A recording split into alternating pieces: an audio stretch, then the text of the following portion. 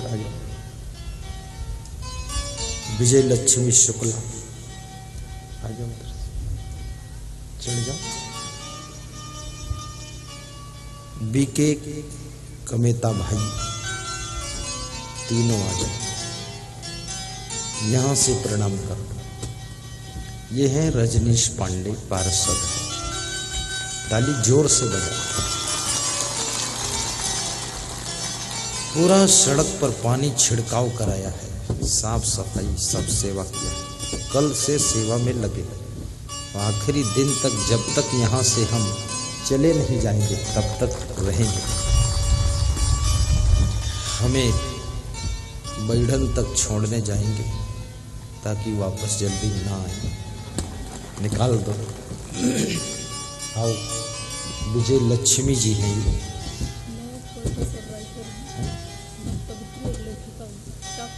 एक कवित्री भी हैं, कविता बनाती है, और लेखिका भी है। दोनों हथियार हैं, तलवार भी बंदूक भी।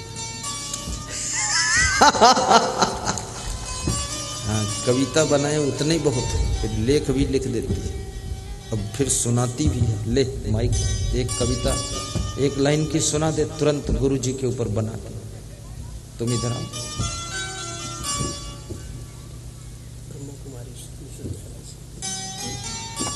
कौन अलग? उत्तम चरित्र से हो गुरु ओत प्रोत तुम, उत्तम चरित्र से हो गुरु ओत प्रोत तुम। पवित्रता के क्षेत्र में गंगा के स्रोत तुम, पवित्रता के क्षेत्र में गंगा के स्रोत तुम। अजप जप क्रिया के समूह श्रेष्ठ साधना, अजप जप क्रिया के समूह श्रेष्ठ साधना। दृश्य भी तुम ही हो गुरु और स्रोत तुम, दृश्य भी तुम ही हो गुरु और स्रोत तुम। बहुत बहुत धन्यवाद। आप पावन अमृत वचन का रसपान करें। निवेदन कर दो कि गुरु जी प्रवचन सुनिए, टाइम बहुत हो गया, समय बहुत हो गया है, और आप लोगों का और समय जाया ना करते हुए पवन श्री प्रणम्य गुरुदेव श्री असंग जी महाराज के श्रीमुख से आप अमृत वचन का पान करेंगे। और क्षमा करिए, मैं आपका समय बिल्कुल भी नहीं लेना चाहती।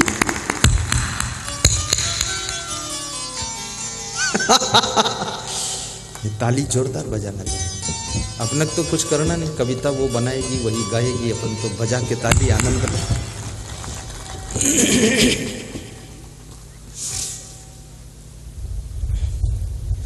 अब मुझे इजाजत दो कि सत्संग शुभारंभ करूं।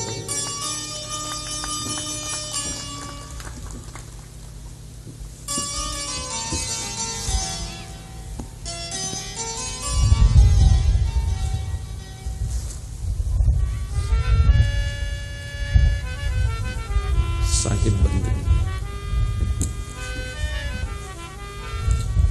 इन बच्चों को कौन संभालेगा? बड़े दुख की बात है।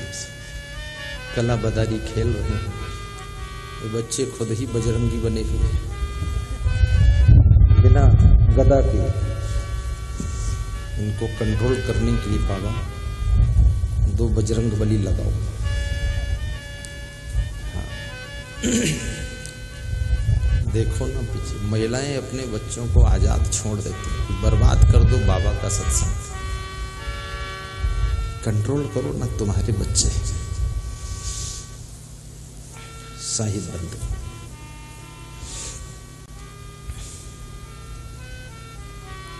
सदगुरु कबीर साहिब से किसी भक्त ने प्रश्न पूछा है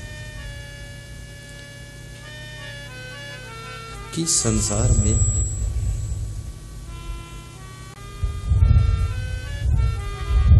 मनुष्य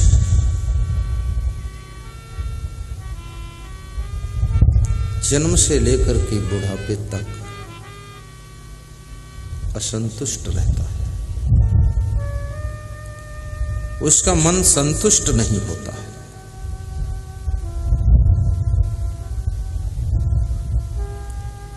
और दिल दुखित रहता है। तो कबीर कहते हैं, जिसका मन संतुष्ट नहीं रहता है, जिसका मन सेटिस्फाई नहीं, वह कभी सुखी नहीं होता। संतोष सुख है, ये कबीर वाणी है।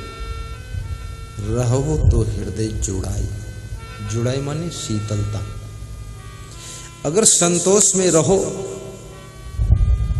तो आपका हृदय ठंडा हो जाएगा, बड़ी शीतल शांति मिलेगी।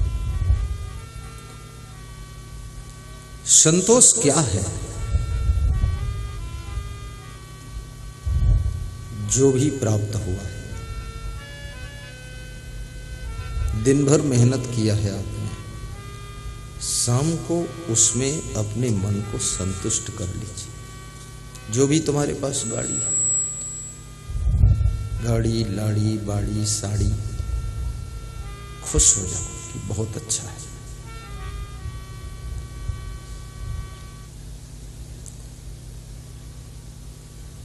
लेकिन जो नहीं है, उसको प्राप्त करने के लिए संकल्प लीजिए कि और प्राप्त करना है। जो प्राप्त करना है उसका संकल्प तुमको परिश्रम करने के लिए प्रेरित करेगा। और परिश्रम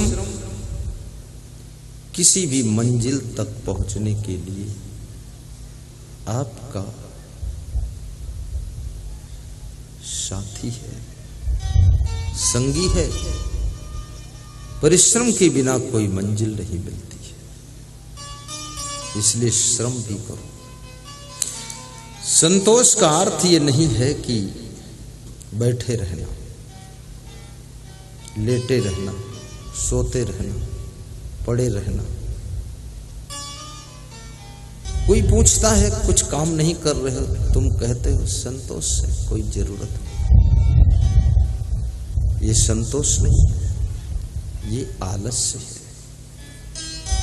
आलस्य और संतोष में बहुत बड़ा फर्क है। आलस्य कुछ भी करना नहीं चाहता है, संतोष बहुत कुछ करना चाहता है लेकिन तृप्त रहना चाहता है, तृप्त रहना चाहता है, संतुष्ट हो रहा है।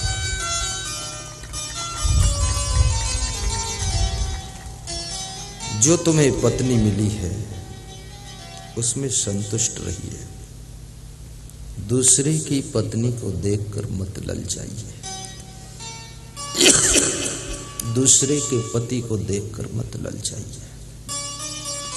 लालच केवल सामान का नहीं होता है, हर चीज में लालच आता है। खाने पीने की चीज में भी लालच आता है।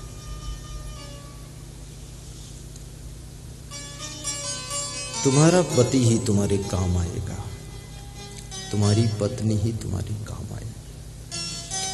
जो अपनी पत्नी के अतिरिक्त दूसरी स्त्री में आकर्षित होते हैं, ललचाते हैं, उनकी गृहस्थी डगमगाने लग जाती है, उनके घर में कले कले सोने लग जाता है।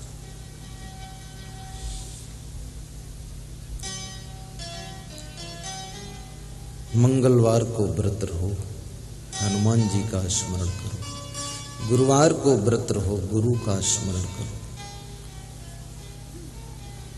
इससे ज्यादा व्रत भी मत रहो। फिर प्रेम का व्रत ले लो कि सबसे प्रेम करो। अनुशासन का व्रत ले लो कि अनुशासन में रहूंगा। दूसरा तुमको अनुशासन में रखे कड़ाई के साथ, तब तो तुम जानवर हो। और स्वयं अनुशासन में रहो तो तुम देवता हो। और सबको अनुशासन में रखने की सामर्थ्य आ जाए और खुद को भी अनुशासन में रखने की कला आ जाए तो तुम इंसान के रूप में छिपे हुए भगवान हो, छिपे हुए भगवान।